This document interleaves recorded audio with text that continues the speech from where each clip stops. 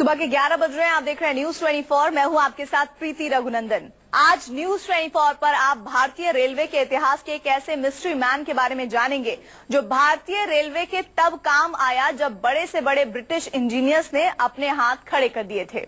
आज से करीब 120 साल पहले पहाड़ों के बीच सुरंग बनाना ही अपने आप में बड़ी चुनौती थी। और इस बीच जो दो तस्वीरें आप टीवी स्क्रीन पर देख रहे हैं उसके बारे में बता दें। देश की पहली मोनोरेल का घाटा लगातार बढ़ता जा रहा है। सिर्फ वडाला से चेंबूर तक चलाए जा रहे मोनोरेल के पहले फेज के लिए हर रोज करीब 8.5 लाख का घाटा हो रहा है। सिर्फ 16,000 पैसेंजर ही रोज मोनोरेल का इस्तेमाल कर रहे हैं। वहीं बड़े ही धूमधाम से शुरू किया गया था देश की सबसे तेज गति से चलने वाली गतिमान एक्सप्रेस।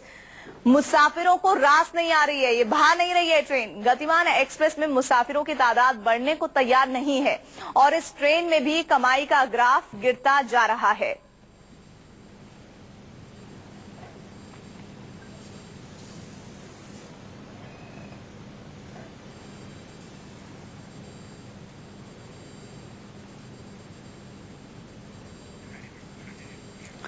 और बड़े ही धूमधाम से रही हरी झंडी दिखाई गई थी। देश की सबसे तेज गति से चलने वाली गतिमान एक्सप्रेस को रवाना किया गया था। रेल मंत्री ने इस उम्मीद में ये ट्रेन न केवल आने वाले समय में भारतीय रेल की नई तस्वीर होगी बल्कि ग्राहकों की पहली पसंद भी बनेगी। पर बीते कुछ हफ्तों में यात्रियों की कमी से होने वाले घाटे इस ट्रेन की गिरती ग्राफ के तरफ इशारा कर रहे हैं और इस ट्रेन में आधी से ज्यादा सीटें खाली ही जा रही हैं। शताब्दी एक्सप्रेस के मुकाबले दोगुना भाड़ा और इस आपको बता दें रूस पर कई ट्रेनों की उपलब्धता की वजह से भी गतिमान एक्सप्रेस से मुसाफिरों ने मुंह मोड़ लिया है।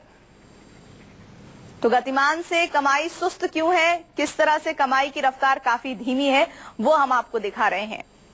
26 अप्रैल को इसकी शुरुआत हुई। दिल्ली से आगरा 394 मुसाफिर, उसके बाद आगरा से दिल्ली 380 मुसाफिर 27 अप्रैल को ही। 26 अप्रैल को दिल्ली से आगरा 278 मुसाफिर। आप देख सकते हैं कि कितनी कम संख्या में मुसाफिर इस रूट पर जा रहे हैं। गतिमान से कमाई का जो आंकड़ा सुस्त क्यों है इसे प्रदर्शित कर रहे हैं, हम बताने की कोशिश आपको कर रहे हैं। चेयर कार के एक डिब्बे में सीटों की संख्या 78 है। चेयर कार में कुल सीटों की संख्या 624 है।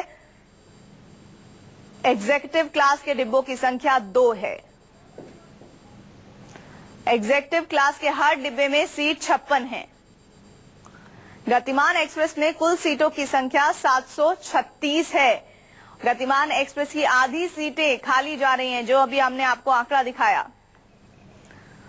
अब आपको हम बताते हैं क्या है गतिमान एक्सप्रेस ट्रेन की खूबियां।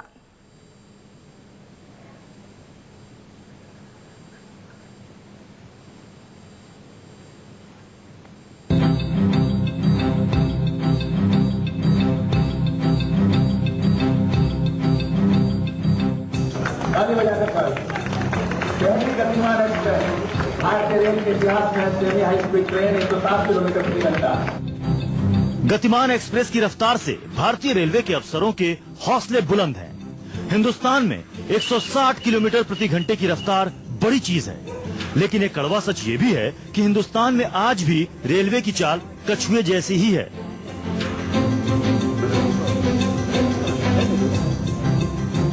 गतिमान एक्सप्रेस ने दिल्ली से आगरा तक जो सफर 100 मिनट में तय किया, वही सफर जापान की मैग्लेव 19 मिनट, फ्रांस की ग्रांदे विले से 21 मिनट, चीन की मैग्लेव ट्रेन 27 मिनट, इटली की एजीवी इटलो ट्रेन 32 मिनट, जापान की शिंकानसेन बुलेट 37 मिनट, यूरोप की यूरोस्टार हाई स्पीड 39 मिनट और अमेरिका की एमट्रेक एसेला 48 मिनट में आराम से तय कर सकती है।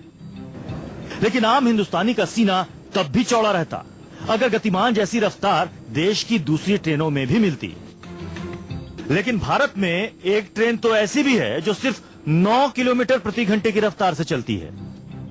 मेट्टुपलायम ओट्टी नीलगिरी पैसेंजर को हिंदुस्तान की सबसे सुस्त ट्रेन कहा जा सकता है। इसकी रफ्तार इतनी धीमी है कि लोग चलती ट्रेन से आसानी से चढ़ और उतर सकते हैं। ऐसी कई लोकल ट्रेनें हिंदुस्तान के नक्शे पर चलती हैं जिनकी रफ्तार आज भी आदिम जमाने वाली है। वहीं जम्मू तवी टाटानगर के बीच चलने वाली मुरी एक्सप्रेस की औसत रफ्तार सिर्फ 42 किलोमीटर प्रति घंटा है, तो हावड़ा श्रीगंगानगर के बीच चलने वाली तूफान एक्सप्रेस की औसत रफ्तार भी मात्र 43 किलोमीटर प्रति घंटा है। इस्लामपुर दिल्ली के बीच चलने वाली मगध एक्सप्रेस की औसत रफ्तार 54 किलोमीटर प्रति घंटा है। मिशन स्पीड ये हमारे लिए एक बहुत अहम प्राथमिकता है। उसको हासिल करने के लिए हम पूरी मात्रा में कोशिश कर रहे हैं और बहुत ही जल्द हम, जैसे हमारे सम्मानीय प्रधानमंत्री जी कहते हैं कि देश के विकास में ज्यादा से ज्यादा तेजी लानी चाहिए, उसी तेजी लाने के लिए ट्रेन भी तेज चलनी चाहिए, विकास तेजी से होना चाहिए। इस साल में बहुत कठिन समय के बावजूद भी हमने सबसे ज्यादा खर्चा रेल के इतिहास में ये साल में किया। भारतीय रेलवे के सामने सिर्फ ट्रेनों की रफ्तार बढ़ाने की ही चुनौती नहीं है, ट्रेनों का टाइम टेबल के हिसाब से दौड़ाना भी एक बड़ी चुनौती है। रेलवे मानती है कि करीब 78% ट्रेन समय पर चलती है, लेकिन कड़वी सच्चाई यही है कि राजधानी, शताब्दी, दुरंतो जैसी ट्रेनों को छोड़ दें तो यात्री मानकर चलते हैं कि उनकी ट्रेन लेट होगी ही। ठंड के मौसम में कोहरा तो रेलवे की रफ्तार को बिल्कुल सुस्त बना देता है।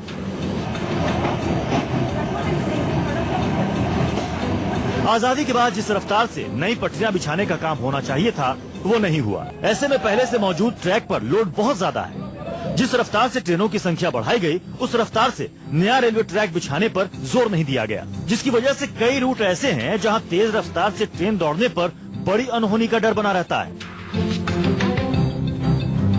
रेलवे अब नई राह पर है। मिशन स्पीड के जरिए मौजूदा ट्रेनों की रफ्तार बढ़ाने पर तेजी से काम चल रहा है।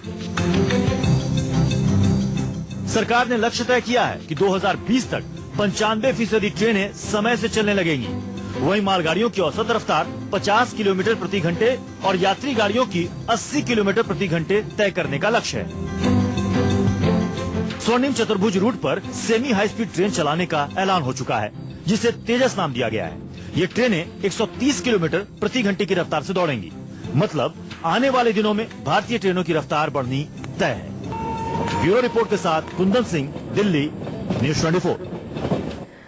और देश की पहली मोनोरेल का भी घाटा लगातार बढ़ता जा रहा है। सिर्फ वडाला से चेंबूर तक चलाए जा रहे मोनोरेल पहले फेज के लिए प्रतिदिन 8.5 लाख का घाटा झेल रही है और आज सिर्फ 16,000 ही पैसेंजर प्रतिदिन मोनोरेल का प्रयोग कर रहे हैं। लोगों के मुताबिक MMRDA की गलत नीतियों के कारण मोनो पैसेंजर रहे एक तो पहला फेज और इससे इलाके से गुजरता हुआ जो रास्ता है वो लोगों को मुफीद नहीं लग रहा है।